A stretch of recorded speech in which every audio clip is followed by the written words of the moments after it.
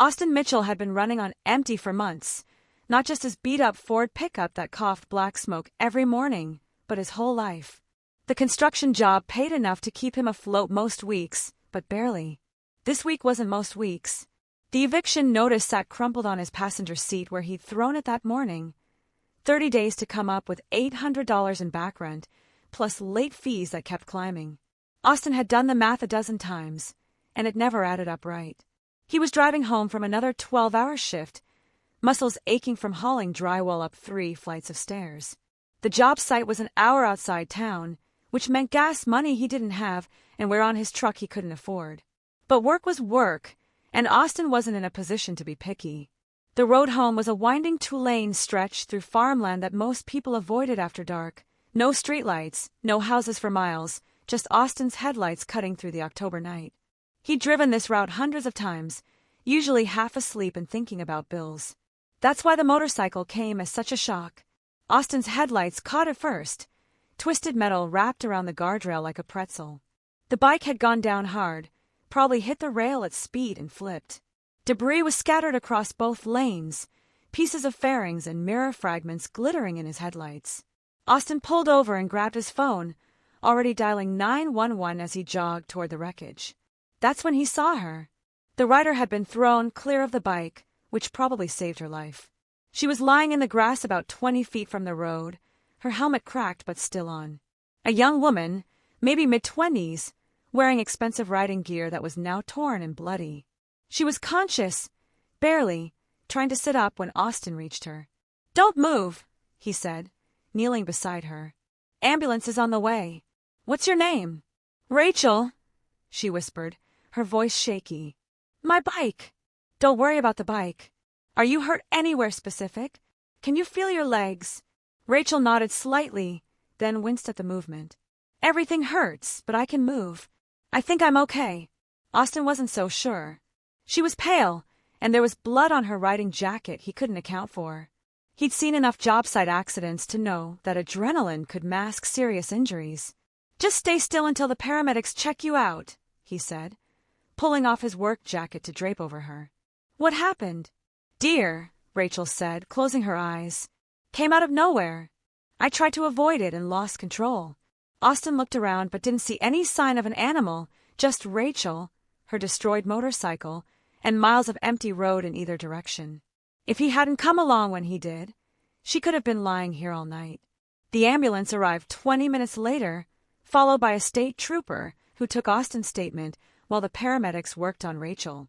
She was more alert by then, answering their questions and moving her arms and legs when they asked. "Good signs. Looks like she got lucky," the trooper told Austin. "Could have been a lot worse." Austin watched as they loaded Rachel onto a stretcher. She caught his eye as they wheeled her past. "Thank you," she said. "I don't know what would have happened if you hadn't stopped." "Anyone would have done the same," Austin replied, though he wasn't sure that was true. How many cars had passed the spot in the 20 minutes before he arrived? The paramedic paused beside Austin. "You riding with us?" "She's pretty shaken up. Might be good to have a familiar face." Austin looked at his truck, then at Rachel on the stretcher. He had work in the morning, and missing a day meant missing pay he couldn't afford. But something about the way she'd looked at him, grateful but scared, made the decision easy. "Yeah, I'll ride along." The emergency room at County General was exactly what Austin expected. Bright lights, antiseptic smell, and the controlled chaos of medical professionals doing their jobs. Rachel was whisked away for x-rays and a CT scan while Austin sat in the waiting room, still wearing his work boots and clothes that smelled like sawdust. He must have dozed off in the uncomfortable plastic chair because the next thing he knew, a doctor was shaking his shoulder. "Mr. Mitchell? Austin Mitchell? I'm Dr. Peterson. You came in with Rachel." Austin nodded. "How is she?" "She's going to be fine. Concussion, some deep bruises, road rash on her arms and legs, but no broken bones, no internal bleeding. She was very lucky." "Can I see her?" Dr. Peterson hesitated. "Are you family?" "No, I found her. Wanted to make sure she was okay. She's been asking about you." "Room 314. Austin found Rachel sitting up in bed, looking much better than she had on the side of the road. Someone had cleaned the blood off her face, and her color was back to normal. She smiled when she saw him. "You're still here. Wanted to make sure you were all right. The doctor said I can go home tomorrow. My father's flying in from Chicago." She paused. "I never got your last name." "Mitchell. Austin Mitchell." Rachel extended her hand. "Rachel Blackwood. And I owe you more than I can ever repay." Austin shook her hand, surprised by how small it felt. "You don't owe me anything. I'm just glad you're okay." They talked for a few more minutes. Rachel asked about his work. Austin asked about her motorcycle. She was vague about what she did for a living, just said she worked for her family's business. The expensive riding gear and the fact that her father was flying in from Chicago suggested money, but Austin didn't pry. When visiting hours ended, Austin said goodbye and headed home. It was nearly midnight, and he had to be at the job site by 7 o'clock. The drive back felt longer than usual, his mind replaying the accident and wondering what would have happened if he'd taken a different route home. Austin had no idea that his simple act of stopping to help was about to turn his life upside down. The next morning started badly and got worse. Austin's alarm didn't go off. His phone had died sometime during the night, and he'd forgotten to plug it in. He woke up at 6:45, which gave him just enough time to throw on yesterday's work clothes and race to the job site. His foreman, Dave, was not happy. "This is the third time this month, Mitchell." "I know. I'm sorry. My phone died and I don't want to hear excuses. We've got a deadline, and I can't have guys showing up whenever they feel like it." Austin spent the day working double time to make up for lost hours, hauling materials, and running errands for guys who'd been there on time. By quitting time, his back was screaming, and his hands were raw from the rough lumber. The drive home was a blur of exhaustion and worry. Missing work meant missing pay. Missing pay meant falling further behind on rent. Austin was so lost in his financial calculations that he almost didn't notice the problem until he was standing at his apartment door. His key wouldn't turn. He tried again, thinking maybe he was just tired and not inserting it properly. But the key that had opened this lock for 2 years suddenly didn't fit. He examined it closely in the porch light, wondering if he'd somehow grabbed the wrong key ring. Nope. Same keys he'd carried every day. Austin walked around to the parking lot to clear his head. That's when he noticed his truck wasn't in its usual spot. He'd parked it right here this morning, hadn't he? He looked around the lot, wondering if he'd absent-mindedly parked somewhere else. His truck was nowhere to be seen. A cold knot formed in Austin's stomach. He walked back to his apartment and tried the key again, then knocked on the door. No answer. The windows were dark, and when he cupped his hands to peer through the glass, he couldn't see any of his furniture. "Excuse me, are you Austin Mitchell?" Austin spun around to find a woman in a business suit standing behind him, mid-40s, carrying a briefcase, looking completely out of place in his rundown apartment complex. "Yeah, that's me." "Who are you?" "I'm Patricia Walsh from Hartman Property Management. I've been trying to reach you all day." The name rang a bell. Hartman was the management company that owned his apartment building. Austin's heart sank. They'd finally done it, changed the locks and thrown his stuff out. "Look, I know I'm behind on rent, but I've got most of it." Patricia held up her hand. "Mr. Mitchell, I think there's been some confusion. Could we talk somewhere private?" Austin looked around the empty parking lot. "This is about as private as it gets. Just tell me, did you evict me? Is that why I can't get into my apartment?" Patricia smiled, which was not the reaction Austin expected. "Mr. Mitchell, you haven't been evicted. Quite the opposite, actually." "What do you mean?" "Your lease has been bought out. All your belongings have been moved to your new residence. I have the keys here." She reached into her briefcase and pulled out a set of keys attached to a leather keychain. "Congratulations, Mr. Mitchell. You're a homeowner." Austin stared at the keys like they were snakes. "I'm sorry." "What?" "Someone has purchased a house for you outright. No mortgage, no payments. It's yours, free and clear." "That's impossible. I don't know anyone with that kind of money. There has to be some mistake." Patricia consulted a tablet she'd pulled from her briefcase. "Austin Mitchell, 28 years old, works construction for Morrison Brothers, drives a 2015 Ford pickup. Were you at County General Hospital last night visiting a patient named Rachel Blackwood?" The pieces started clicking together in Austin's mind, but they formed a picture so impossible he couldn't quite believe it. "How do you know about that?" Because Miss Blackwood's family hired us to locate you. Apparently, you helped her after a motorcycle accident and then disappeared before they could properly thank you. Austin felt dizzy. They bought me a house just for stopping to help? Mr. Mitchell, do you know who Rachel Blackwood is? She said she worked for her family's business. Patricia smiled again. Her family's business is Blackwood Development Group. They're the largest real estate developers in the state. Her father, David Blackwood, owns more property than almost anyone between here and Chicago. The world seemed to tilt sideways. Austin grabbed the porch railing to steady himself. He bought me a house because I called an ambulance. You did more than call an ambulance. According to the hospital staff, you stayed with her all night. You missed work to make sure she was safe. Her father was very impressed when he heard the story. Patricia handed him the keys and a manila envelope. The address is in there, along with the deed and some other paperwork. Your truck is in the driveway. Mr. Blackwood noticed it needed some work, so he had his mechanics give it a complete overhaul while the movers were handling your furniture. Austin opened the envelope with shaking hands. The address was in Riverside Heights, a neighborhood he'd driven through but never dreamed of living in. Houses there started at $500,000. This can't be real. I assure you it's very real. Mr. Blackwood also wanted me to give you this. Patricia handed him a business card. If you're ever interested in a career change, Blackwood Development is always looking for good people. Someone with your character would fit right in. Austin looked at the card. Assistant Project Manager, Blackwood Development Group. Then back at Patricia. I don't understand. I just did what anyone would do. Mr. Mitchell, Miss Blackwood was lying on that roadside for almost 30 minutes before you came along. 3 other cars passed her during that time. The state trooper confirmed it with traffic cameras. You weren't just anyone who would stop. You were the only one who did. 20 minutes later, Austin was standing in the driveway of a house that belonged to him. It wasn't a mansion, but it was easily the nicest place he'd ever lived. 3 bedrooms, 2 bathrooms, a garage, and a yard big enough for the garden he'd always wanted but never had space for. His truck sat in the driveway, looking better than it had since he'd bought it. Someone had not only fixed everything that was wrong with it, but had given it a complete detail job. The engine purred when he started it, no more black smoke or grinding noises.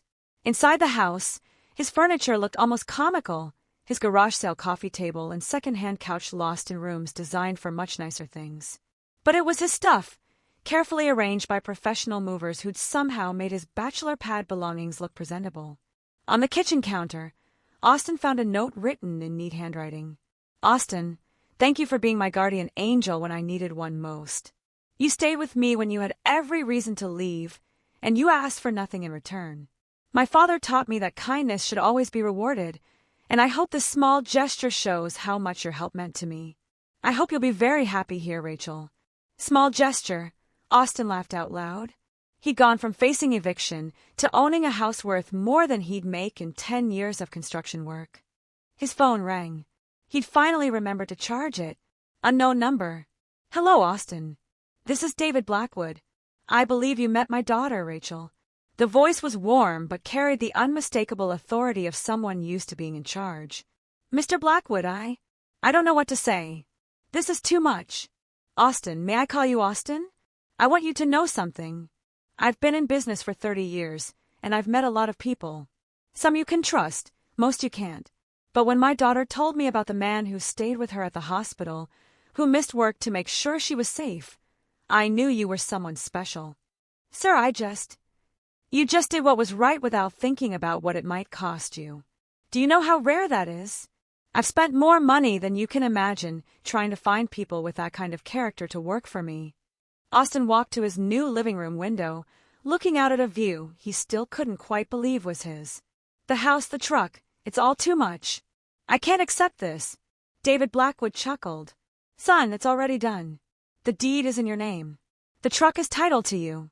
All legal and final. But I do have one request. Anything.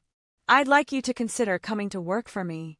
I need a project manager for a new development we're starting next month. Someone who understands construction, who can work with regular people, who can be trusted to do the right thing when no one's watching.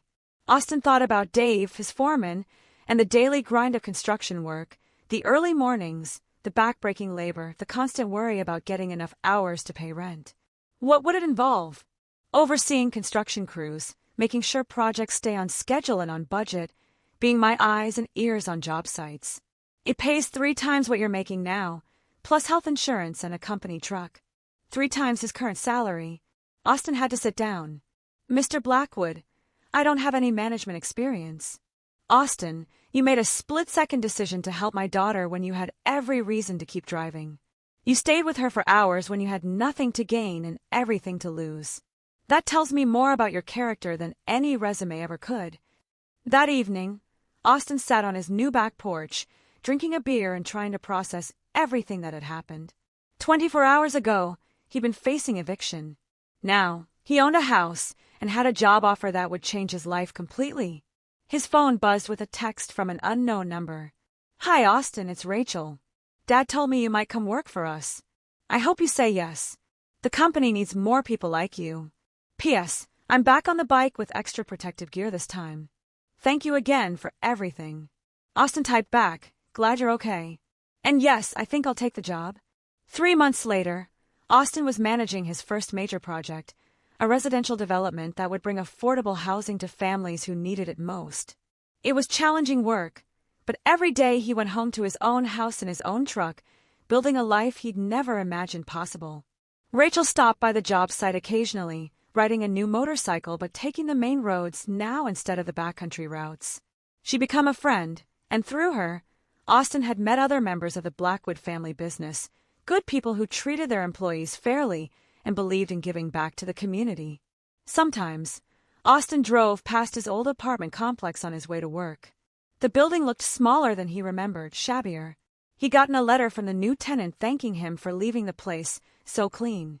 It was funny how quickly his old life had started to feel like someone else's story. 1 year after the accident, Austin was promoted to regional project manager, overseeing developments across 3 counties. David Blackwood called him into the office that day, not for a meeting, but for a celebration. 1 year ago, you stopped to help a stranger, David said, raising a glass of champagne. You had no idea who she was, what it might mean for you, or even if she'd survive. You just did what was right. Austin looked around the conference room at the Blackwood development team, people who'd become like family to him, who'd supported his transition from construction worker to manager to leader. You know what I've learned this year? Austin said. Stopping that night wasn't about Rachel being your daughter or your family having money. I stopped because someone needed help, and I was the only one there to give it. David Blackwood smiled. And that, Austin, is exactly why you're here today. Later that evening, Austin stood in his backyard, grilling dinner and watching the sunset. The house felt like home now, filled with furniture that actually fit the rooms and pictures on the walls of the life he'd built. His phone rang. Unknown number, just like that call from David Blackwood a year ago. Hello. Is this Austin Mitchell?